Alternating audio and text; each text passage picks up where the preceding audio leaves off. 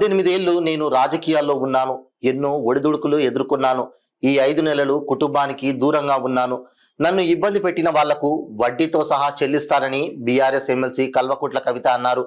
నేను కేసీఆర్ బిడ్డను, మొండిదాన్ని, తప్పు చేయకున్నా జైలుకు పంపారు. అనవసరంగా నన్ను జగమొండిగా మార్చారని ఎమ్మెల్సీ కవిత తన ఆవేదన వ్యక్తం చేశారు. ఎవరి గురించి చెప్పే అవసరం లేదు. నేను తెలంగాణ బిడ్డను, నేను కేసీఆర్ బిడ్డను, నేను తప్పు చేసే ప్రసక్తే లేదు. నేను మొండిదాన్ని, మంచిదాన్ని. అనవసరంగా జైలుకు పంపి నన్ను జగమొండిని చేసిండ్రు. ఇంకా ప్రజాక్షేత్రంలో గట్టిగా పనిచేస్తాం, కమిట్మెంట్ తో పనిచేస్తాం, అందరితో కూడా నిలబడి ఉంటామని తెలియజేస్తున్నాం. We were always tough. We are fighters. We will fight it out legally. We will fight it out politically. We were always tough.